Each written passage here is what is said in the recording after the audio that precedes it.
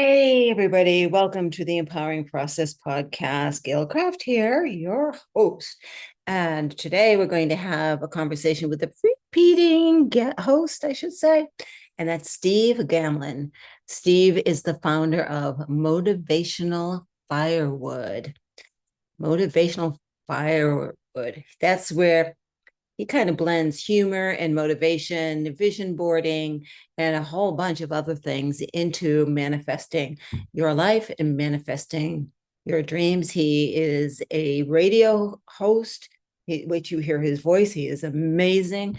And he's got some changes that have gone on in his life that maybe he'll be willing to share with us. Who knows where this conversation is going to go? I'm just thrilled to bring Steve back, and let's welcome him aboard.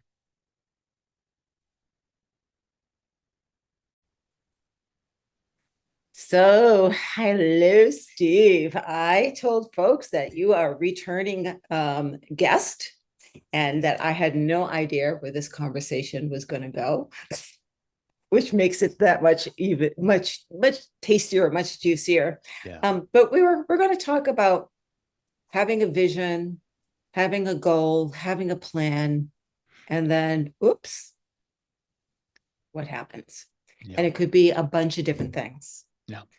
Right. And Yep. so what is that experience like for you, Steve?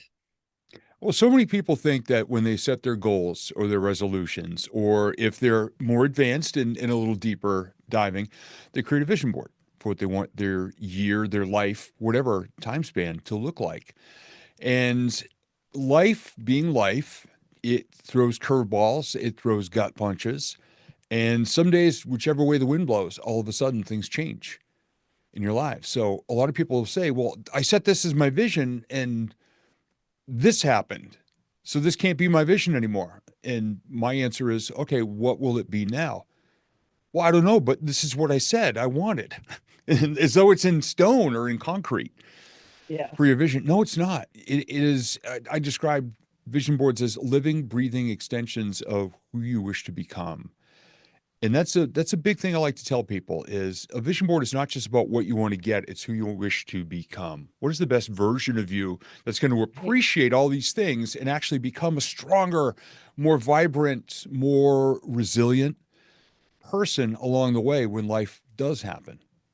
And it does. For me, I come from a background of being a leader and project manager, a program manager. And that means execute, execute, execute, right? And there's a couple of things that I used to say. You're giving me a deadline. I haven't even pulled the team together. I don't know the effort that's going to be put in here. To me, that's arbitrary BS. Why are you giving me that as a deadline? And when I have a leader that's honest, and I'll give you an example in a moment, then I can adjust based on the timeline to meet that goal and still satisfy the team, right? So I'll give you this example. I started working at a small company known as GE, and the first project I walked into, my customer is presenting all these beautiful Six Sigma tools. And I walked out with my boss and I said, this is going to fail. This is the first project you're putting me on, and it's going to fail. I'm not real happy about that. And she said, why? I said, you don't even have the right people in the room. Right? If I need to take this over, or I'm not going to be happy. She says, Madeline would love you to step in. Go ahead. Right. Mm-hmm. So I stepped in and it had a deadline. Here we're talking middle October, deadline December 31st, and we don't even have the right people in the room. Odds are it's not going to happen. So I go to the vice president. What is the driver behind that deadline? And he said, I have a bonus tied to that. So I said, well, let's read the terms of the bonus. And the terms said live transaction happening by the end of the year. I said, if we test with a live transaction, will that satisfy the terms? He goes, yeah, it doesn't say go live. It said a live transaction. I said, we will test with live data. And I found people that we could use that are willing for us to go in and out and test with their live data. He got satisfied. I got 2 more months. Right. Yep. Right. So if it's just an arbitrary date, then don't pick a date. First develop it, because it has to flex. It has to flex, and you have to flex. Yeah. Yeah. I no longer, Steve, um, do visionings or planning like that anymore. Mhm. It's kind of a being thing. You touched on that. It's like, Yeah. who do I want to be in 6 months? How do I want to show up tomorrow? Yeah. Right? Right? What am I trying to achieve? And how do I measure? KPI is also a big thing for me. Mhm. Measure, when I'm a spiritual leader, the success of my clients. And there is a way to do that. So, what are some of the things that you have run into? Let's start with the simple things before we get into the really deep things that you have had to, I don't like the word pivot, but reevaluate, recalibrate, right? Yeah. Right. Your GPS, recalculate. Yeah. And I'm also so tired and weary of the word pivot because Thank you. that came along so many times. My way of saying it is, well, how can we bounce this off the wall a different way? And re-engage to get toward a desired outcome. And I'm a person also who doesn't really like, not that I don't like time-bound things, but I don't like to have a concrete, it has to happen by then. As so many people say, in 20 years, I want to have this. I'm like, whoa, this is why I work 1 year at a time with my people. And if they do have a longer term goal, that's great. Give me a year's worth of progress that you would like to achieve. Give me the version of yourself you'd like to be 1 year from now. And we're going to Right. get those wheels chugging forward. I always talk about life like an old wooden roller coaster. You start off at parking lot level. That's point A. That's where you are right now. And you got to be Right. brutally honest with yourself about where you are right now, warts and all. Yeah. Think of where you want to be a year from now. You've got point A, you've got point B, and in between, you don't just snap your fingers and get there. You go click, click, click. Person you become is the person who shows up every day and does the work.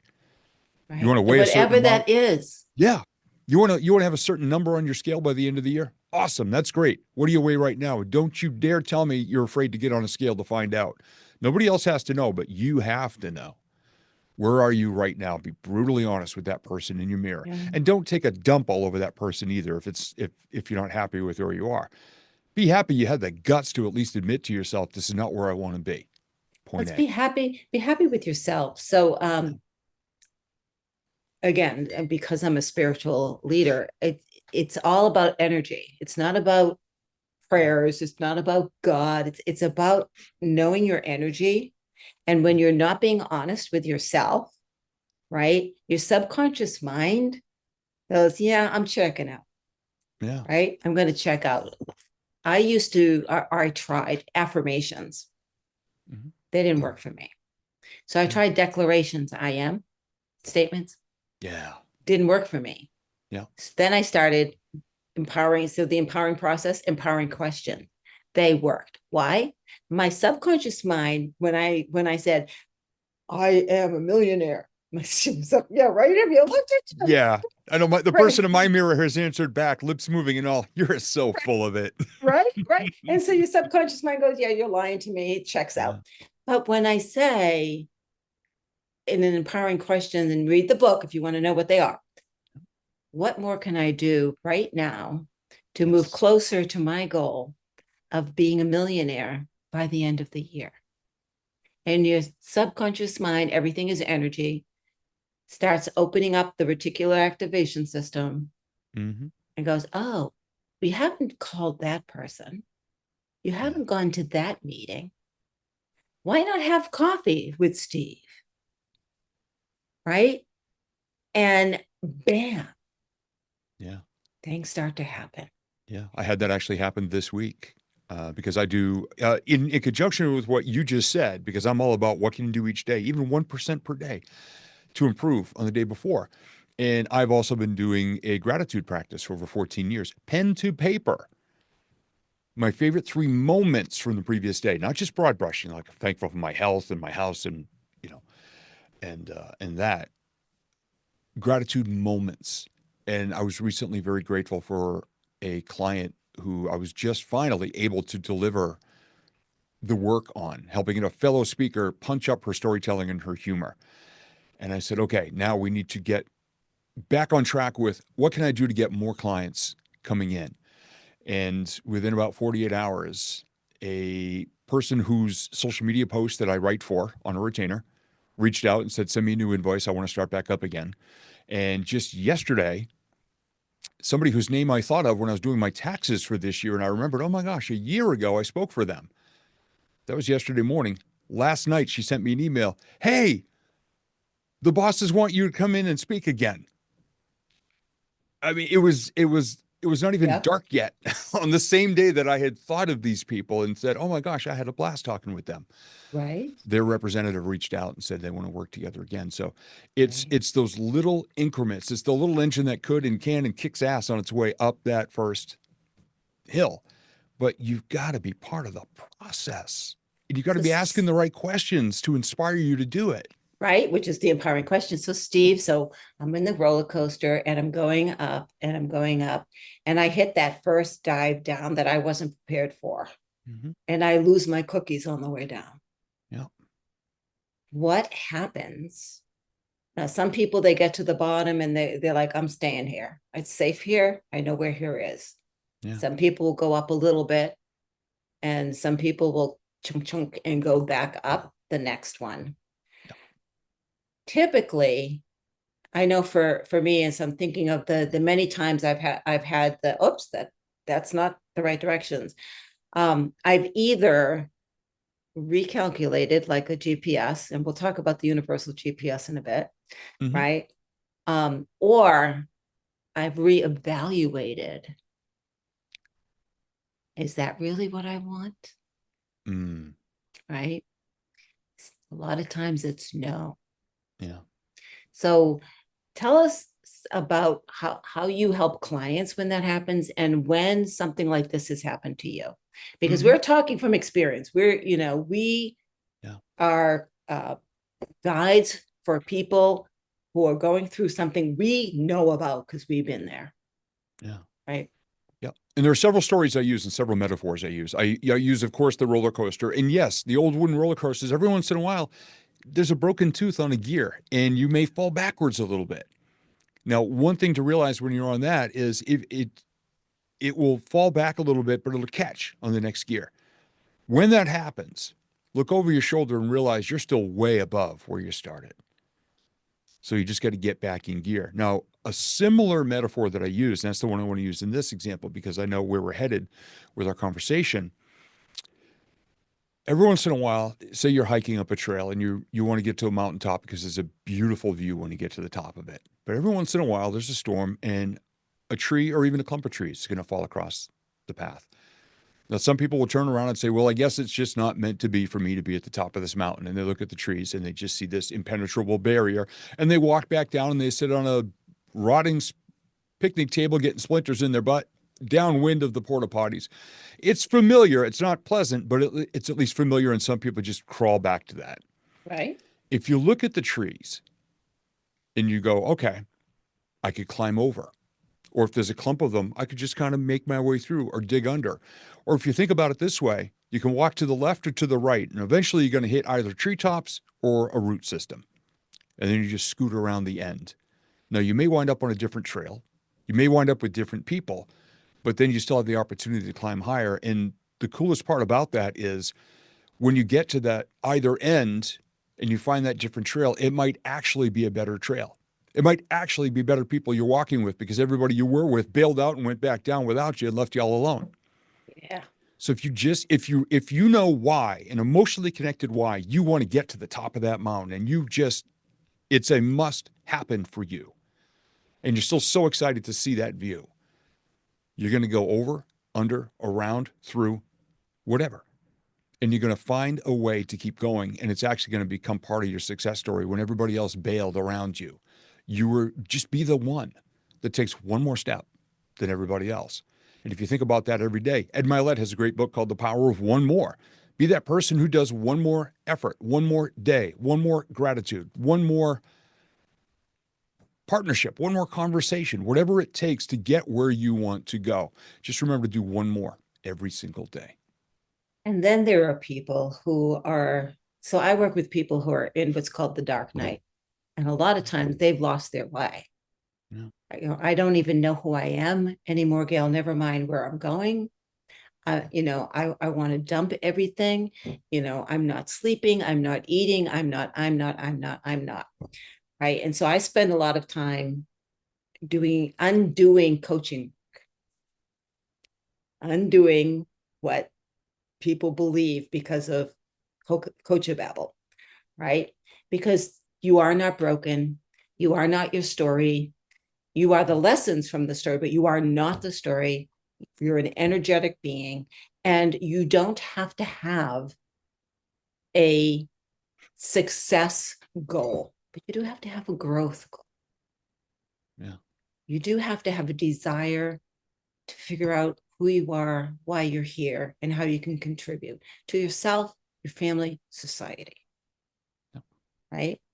Um, it has been proven, and I'll give a Tony Robbins example. His ex-wife's father, he's still friendly with her, right? Mm-hmm. So his ex-father-in-law was given like 6 months to live. Yeah. And they gave him a goal. Well, a year later, when he was done with that goal, they gave him another goal. And a year later, when he was done with that, he lived for 3 years. Yeah.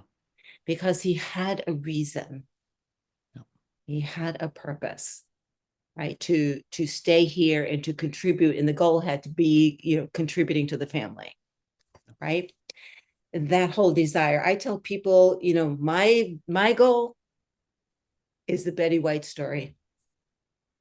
Betty White, the day before she died, was still going and still doing her thing, still loving life, went to sleep, and that was that.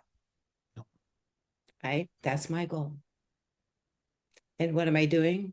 I'm giving to the world. I'm giving to people. I'm helping people elevate. So success, define what that means to you first, right? Before you try to go for what other people define as success, because that's where I failed in the past. Yeah. Right. Yeah. So Understood. A lot of yeah. people do. Yep. So Steve, a lot of your drive, a lot of your support, a lot of your visioning came from the love of your life. Yeah. So if you are up to talking about having the rug pulled out from under you and free falling, Yeah. we can go Yeah. there, or you can say, heck Yep. no, Gail. No, absolutely. Okay. Because, and here's the thing, as a speaker, as a coach, as a writer, as a content creator, as a program designer, I live it first and then I Right. share it because somebody might be out there barely hanging on with that little tiny spark of something in their heart. And if I share a story of something I've gone through, maybe it can inspire them to try one more time or take one One more more time. action or be here one more day. Mm-hmm. Um, and yeah, my greatest success story ever from the earliest days of me creating vision boards and understanding visualization was out in the early 2000s. I had blown up my radio career. My first marriage had crumbled. And at age 35, I had destroyed any shred of financial stability. And I just blew my life all to hell into a million pieces. And I slowly put it back together. And I did set one very important goal. I wanted to fall in love, head over heels in love, real love, one more time in my life. And I spent about 3+ years working on myself, becoming the best version of me, to be more communicative and to be more open and be more authentic and more vulnerable and all of that. Um, Completely just, obliterating what most people call the caveman handbook, the way so many men think they're supposed to be in relationships. Right. And in January of '07, I said, this is the year I'm going to find her. And I had pictures on my vision board of couples holding hands, walking on the beach, standing at the railing of a ship at sunset, standing in their kitchen, laughing and making dinner together. And that was my goal, was that type of relationship, because I'm a hopeless, helpless romantic. And Mm-hmm. in early June, I wrote in my journal, I am ready to fall in love. And 10 days later, I get an email from someone named Tina that I almost deleted as spam because I have a thundering herd of squirrels in my head and they all have a harmonica and they're all playing a different song. And the next day I opened it up again and realized it was from a girl I hadn't seen or spoken to in 21 years that I went to high school with, on Mhm. whom I had a crush for a few years in high school, but never had the guts to ask out. And that started a month of emails and phone calls and texting. She would not send me a picture. At that point, she was living in Florida, so she was 1,350 miles away. And I started to feel feelings for her again. And after a month of those messages back and forth into the void, she sent me a message. Can I tell you something if you promise not to freak out? And I said, sure. And she typed back, here's how I actually felt about you back in school. Here's how I felt the day I saw your name online, when you answered my email, when you called me for the first time. And she texted 143. And I had to look it up, which is a text Oh, that means I love you. 1 letters, right, 4 letters, 3 letters. right. And I texted her right back, said, I love you too. And a month later, I get to see her for the first time in over 21 years and instantly fell in love with her all over again. And our relationship was literally one in a million, brought a fairy tale to life for 6,386 days, because this past December 9th, 24 hours after we arrived in London for a week-long vacation, Tina had a heart event and passed away suddenly and unexpectedly on the couch in our hotel room while I was downstairs at the gym, an hour after we had shared breakfast together. And I was part of resuscitation attempts because she still had a pulse when I found her. Mhm. Sat there shaking and shattered, leaning against the wall, crying for an hour, watching 7 EMTs take turns, and she was gone. So I was 3,000 miles from home, all alone. The love of my life is now gone. And that was just the beginning of what turned into about 5 weeks of a nightmare, because we were never officially legally married. Neither of us had written wills. I didn't know her passwords. I didn't even know all her accounts. And I was the only person who knew her wishes, because she had been hinting for a while. She knew she was having heart troubles, but she didn't tell me. But she'd been hinting that she wanted to be cremated, did not want an open casket, and I was the only soul on earth she entrusted this information to, which also proved to be a bit of a nightmare behind the scenes. So that was the gut punch heard around the world, literally. Literally. And I've connected you with another friend of mine, and I consider you and your Tina Yeah. I twin always called her souls. my Tina, and she Yep. would roll her beautiful blue eyes every time I said Yep. that. And you and that's I see her as, hello, my Tina. Right. Right.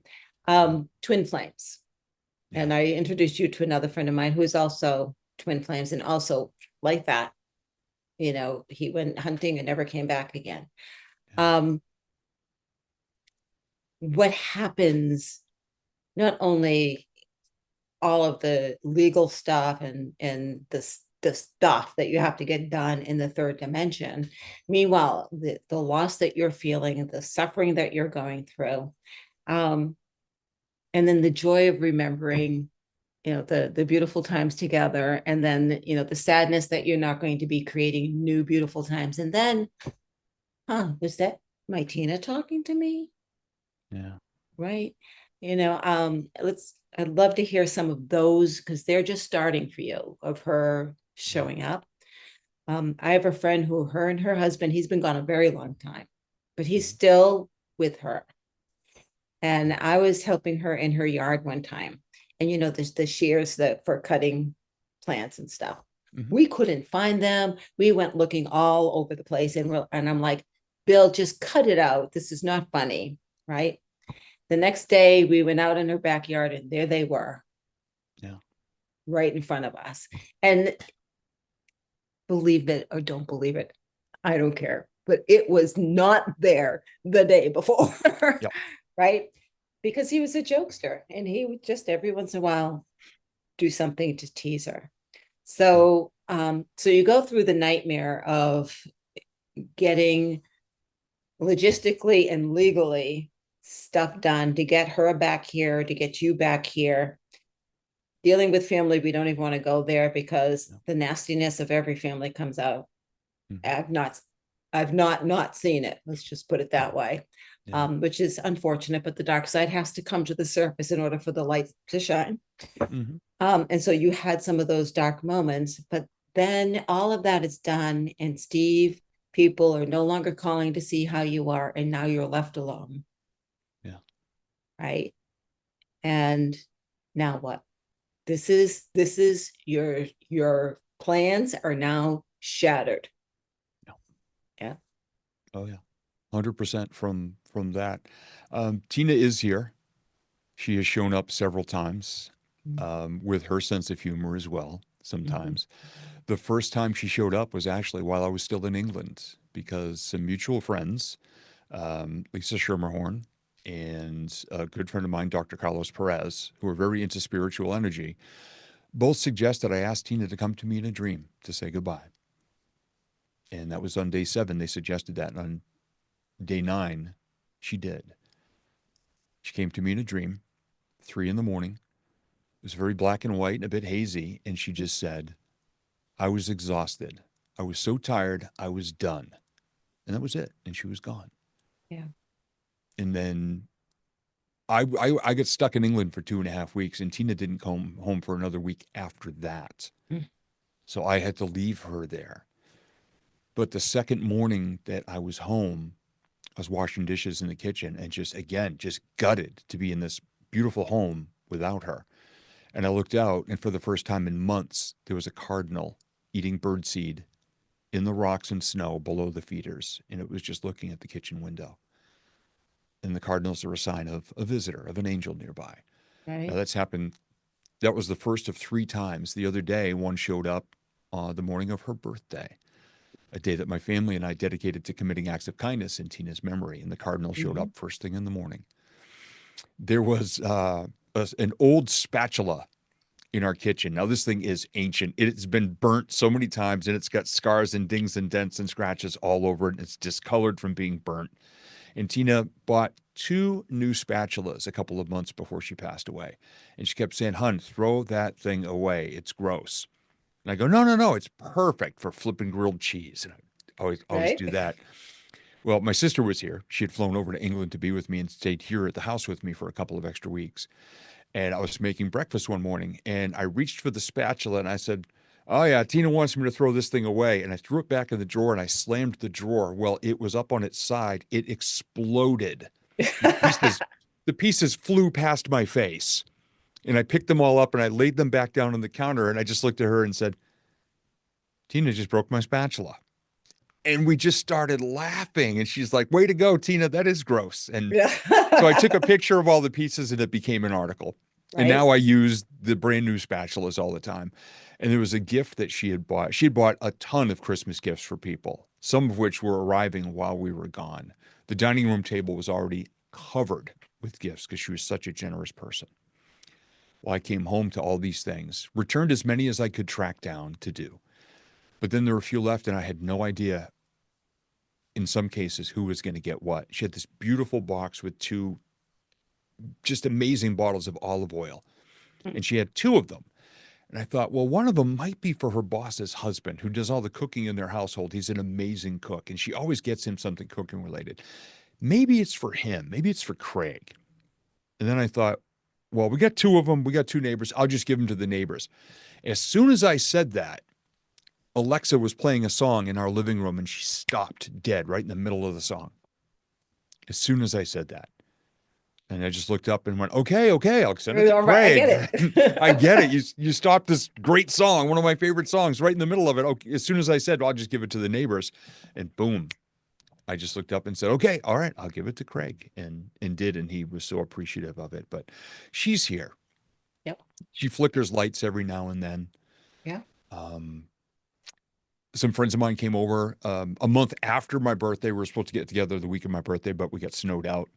So in the middle of March, they came over for a dinner, and while we're all gathered around the kitchen island, the lights above us were dimming and brightening and dimming and brightening while we were talking about Tina.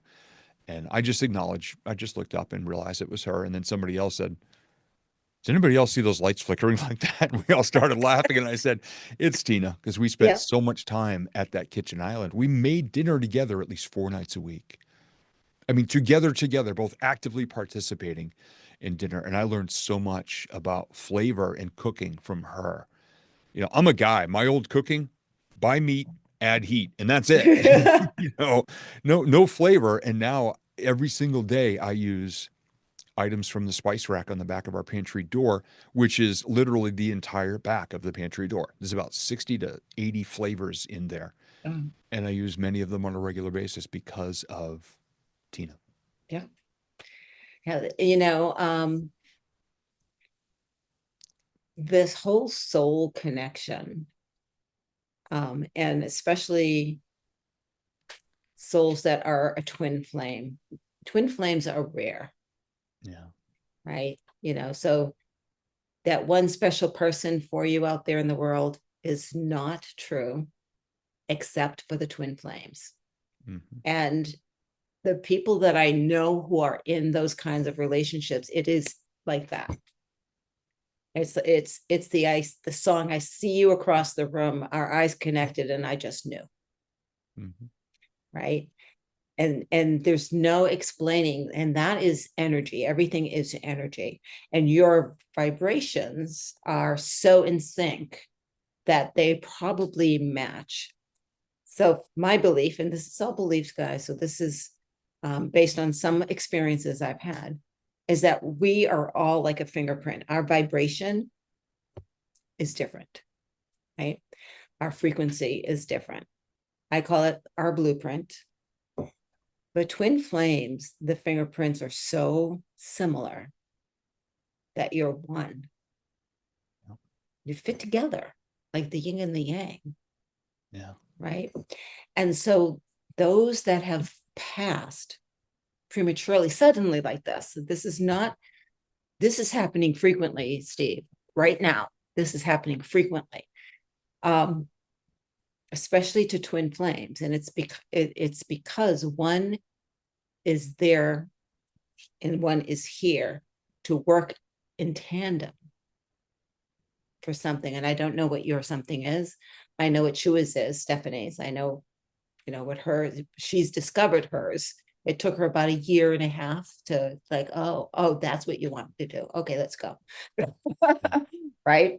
And so it's part of that visioning we were talking about. So now your life has changed dramatically, right? You're continuing with what was old, what you understand, what you remember, what you're used to doing, but there are nudges coming along the way that's kind of pushing you in different directions, and you're allowing it because it's Tina doing the pushing. Yeah. Right. Yeah. 100%. Right. And you don't know where it's going, nor does it matter. Yeah. Right. I've gotten a few hints already, which is a beautiful thing. Awesome. Yeah. Awesome. Do you want to share some of that, or is not, they're not Sure. formulated No, yet? no, Okay, 100%. let's hear. Yeah. Well, you know, as a speaker, since day one, my whole thing, what drives me is just to find other people who might be struggling with something that I've gone through and sharing my story, whether it's face to face with a stranger at a grocery store or on stage in front of 2,000 people. And 2 days after Tina passed, I reached out to my speaker agent, Nancy Vogel, who is not because she's my agent, but because she's a dear friend, that I reached out to her directly because I didn't want her reading it on social media when I eventually got around to posting about it, which was 2 days after that. I said, Nancy, I just want to let you know now, when I feel I've healed enough, I'm going to be rocking stages at grief conferences, and here's why. It's not for the paycheck. It's not, certainly not for applause. I said, I want to be on stage and be so damn good that the person who's hiding in the back row who wants to bolt out of that room and make a very serious decision that could harm them or potentially end their life stays in their seat because they found hope in what I'm saying.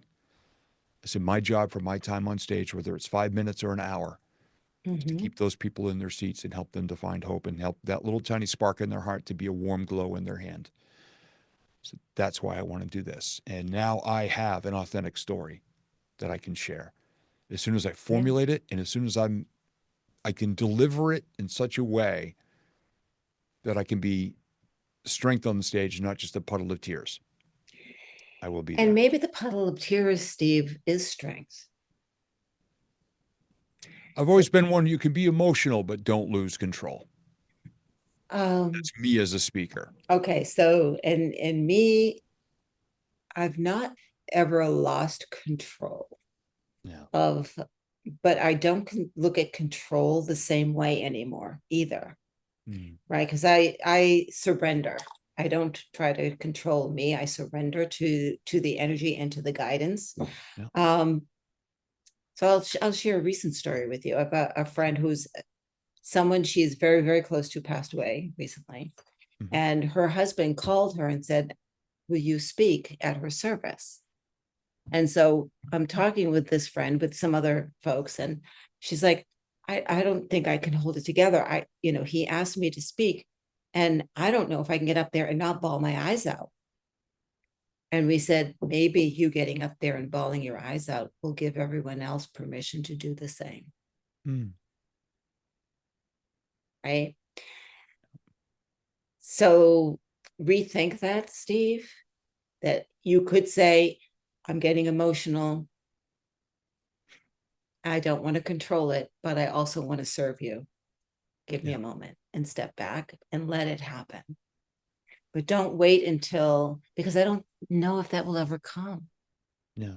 Oh, I don't mind being emotional, but if I Okay. become a shuddering blob of a mess on stage and can't speak, Yeah. that's too far for me. That's Yeah. where, in my opinion anyway, I lose credibility.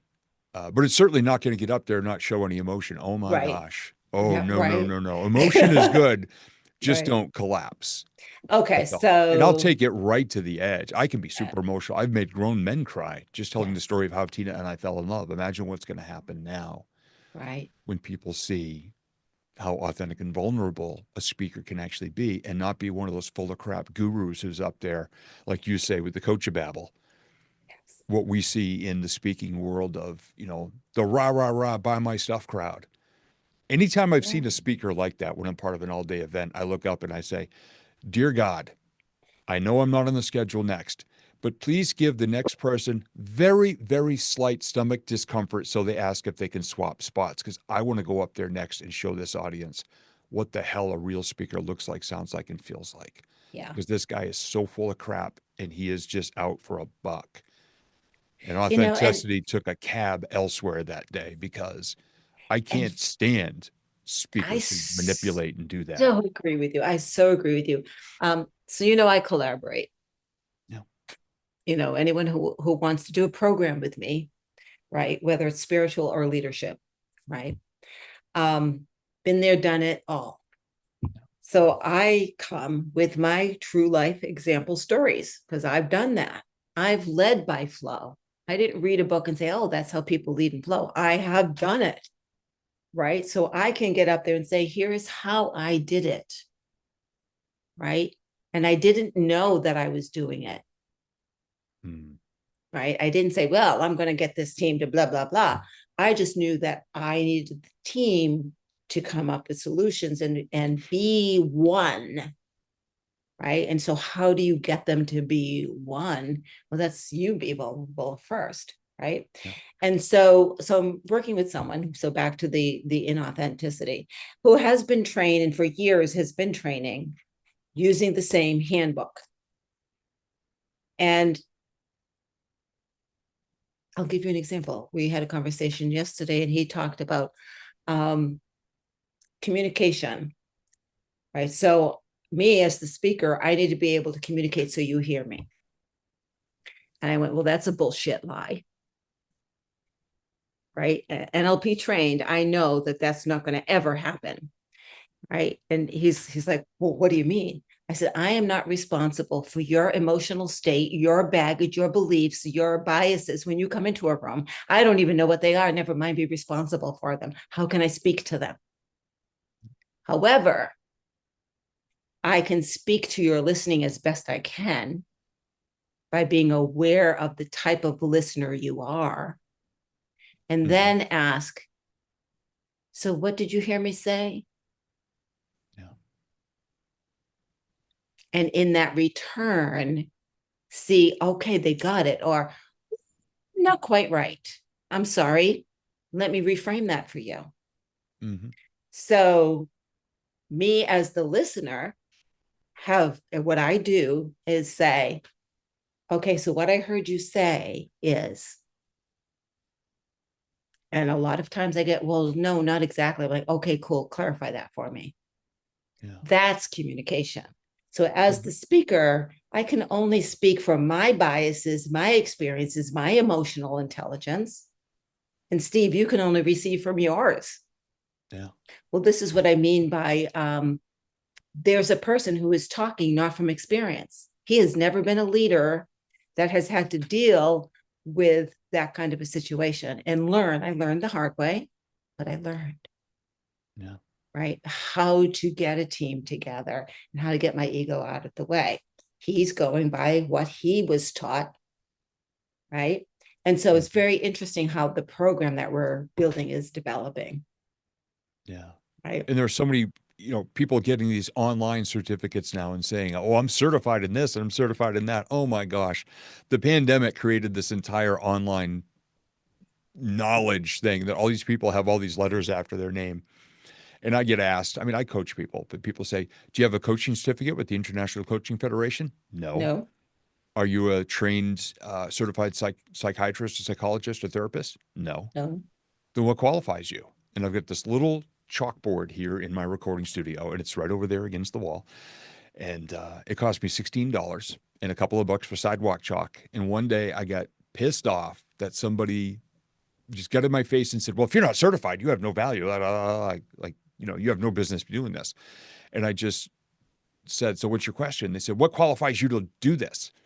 And I just grabbed the chalk and I wrote, "This guy lived it." And I drew an arrow and I put my head in front of the arrow, took a selfie, and sent it to that person.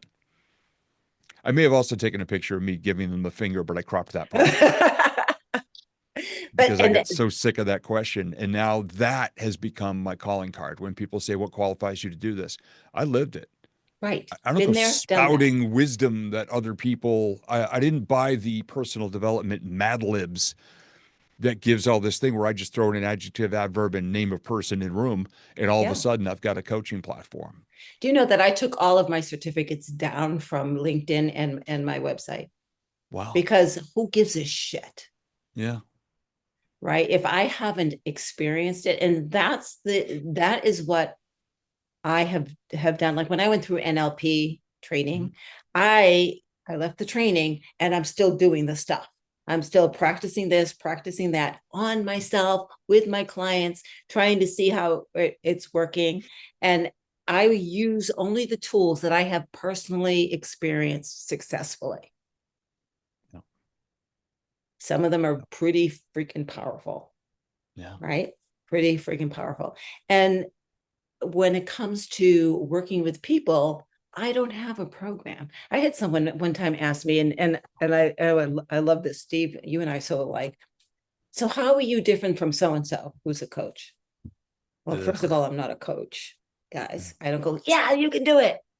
That's a coach, or just adjust this, or just adjust it. I'm going to be talking about. So how does that feel for you?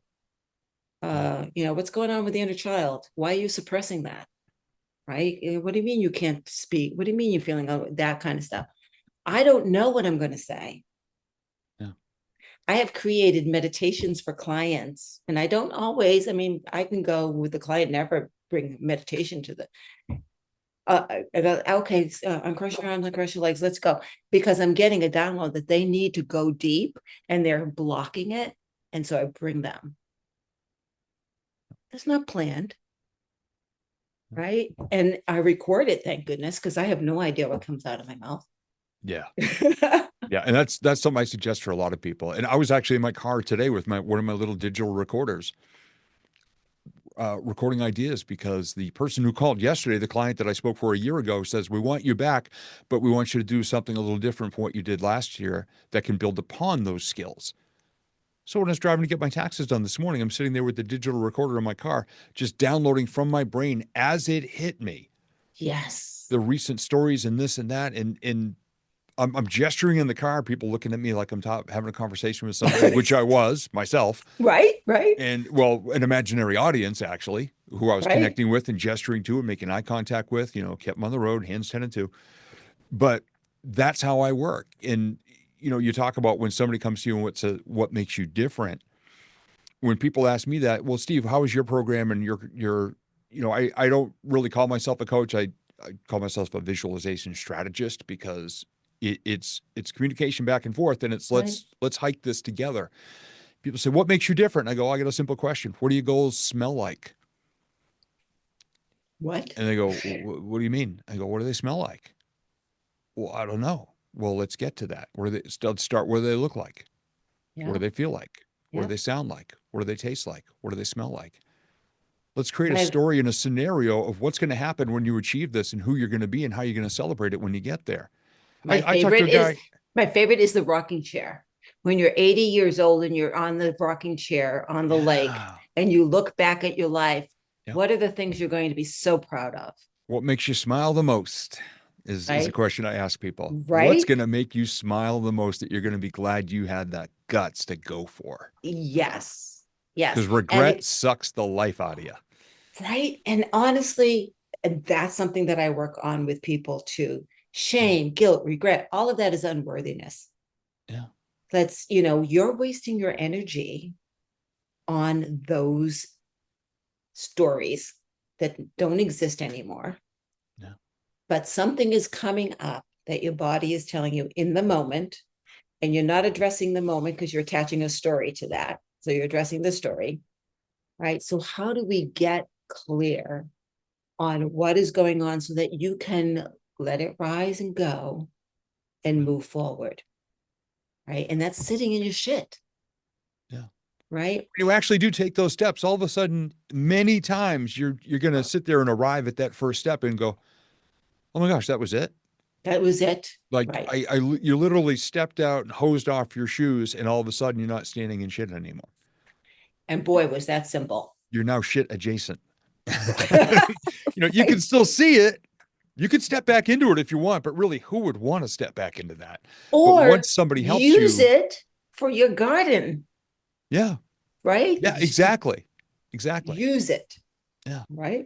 yeah, Right. So there are so many metaphors. So Steve, you're still going through it. So I love that you're sharing with me yeah, what is currently happening in your experience. And quite frankly, you probably will always have that hole in your heart, right? yeah, Because you are a twin flame. You are a yeah, twin flame, right? But your life is going to change so drastically that a year from now, I'd love to, like, let's catch up a year from now, do another yeah, podcast. If I'm still podcasting, the universe will yeah, tell me. And let's talk about, holy shit, Gail, I never thought that this is what Tina had in store for me. yeah, Right. yeah. It's already started with even just with my family's nonprofit, Beach Bum Philanthropy. We created from the seeds of a comment on a board meeting phone call, third quarter of last year, this little idea. And while I was in London for those first 5 days alone, scribbling in a notepad, trying to figure everything out, an idea for giving came. And we've already helped out 3 families who have moved from a local shelter to their own apartments. And it's called Tina's Buckets of Love. Right. And it's a trash can, a mop bucket, and a wastebasket full of about $165 worth of basic household items that anybody would need that they don't think of because all they've been trying to do is come up with the money to pay rent to have their own place. Right. I, an hour before this call, this conversation, I was on the phone with one of the directors for that program, and she said, "We are so in love with what you're doing right now. You are making our single moms and dads' lives so much easier." And it's so simple. And I think that is really important to understand is that ego, I don't want to say ego will complicate things Yeah, so that we don't change, that we don't take that step, because ego's job is to keep us safe, and the known is safe, the unknown is full of fear. yeah, Understand, guys, that when you leave this third dimension, Fear doesn't exist in the fourth dimension. And all you have to do, can you dream? That's the fourth dimension. Can you dream? There is no fear there. What is it that you see when you dream? And then bring it back and ask yourself an empowering question. What more do I need to do today to achieve that? Yeah. And for me, it is a state of being, right? It's a state of giving. It's a state of being more, a state of allowing more. And the more I show up, the brighter I can be, the more impact I have on people. I was with someone the other day and they said, Gail, when I'm near you, I'm tingling. I don't know how to explain it. Oh, I love when people are open and vulnerable enough to say stuff like that. Yes. Yeah. Yes. This is probably, oh gosh, about 18 years ago now. I was at a chamber event in Concord, New Hampshire, and I was just kind of off to the side of my crackers and cheese and my glass of ginger ale. And a woman I'd been talking with a whole bunch of people and networking. I was kind of standing by myself, and this woman came over. I'd never met her before, seen her before. And she just leaned in and asked, "Could I just stand next to you for a minute?" I said, "Sure." And she said, "I've been watching you talk with everybody and the energy that you're giving off. I just want to stand near you for a bit. Is that okay?" Yeah. And I said, "I'd rather have a conversation with you." And she goes, "Okay." And we just had this incredible conversation. And then, of course, networking. "Hi, my name is, I work for, this is what I do." My thing is, who's your favorite person you get to help this week? Yeah. What's the biggest problem you made go away this week? And you see people light up because they find their passion and their purpose. And she and I had that amazing conversation. Now, all these years later, it's at least 18 years. I still think of her often about if I'm in a situation where I'm wondering, am I worthy of being here? Do I belong here? Can I handle being here right now with everything that's going on? And I just think, all I have to do is leave a plus sign trailing behind me. And the beautiful part of that, I just leave plus signs wherever I go all day long. I own the factory. I am never going to run out of plus signs. Never, never, never. One of my things, which is fairly recent, I would say maybe 2 years, people have their routines in the morning, right? And I'm all about energy. Energy is everything. And I used to wake up with negative thoughts, which is what everybody does, right? And I was getting kind of tired of it, and I wasn't able to stop it in the normal way. So now when I wake up, I go, joy, joy, joy, joy, joy. So I physically have moved. Yeah. And there's no room for negative thoughts. That doesn't even occur to me. Yeah. That's it. Not real complicated. Yeah. Not real complicated to move my body and move the energy in order for me to get going on the right foot. So Steve, if people want to get in touch with you, know more about you, know more about your foundation, know more about how they can give or receive from you, how would they do that? You can find me online at stevegamlinspeaker.com, or you can find me on Facebook and LinkedIn. That's where I spend the majority of my time on social media is spent on both of those platforms. But yeah, always there with the positivity and the authenticity, doing the best I can to just keep putting that light and those plus signs out there. Correct. Thank you so much. And everybody, if this resonated with you, give us a thumbs up. Have any questions, please do put them in the comments. If you know someone who could benefit from this, share it out. And as always, be sure to subscribe so you know when the next episode is available. Thank you so much, everybody. Thank you so much, Steve. Thank you. Thank you for listening to the Empowering Process Podcast. Be sure to visit Gail at gailcraft.com to learn more about how she serves thought leaders, entrepreneurs, and goal seekers. And remember, if you like this broadcast, be sure to share and subscribe so you don't miss an episode.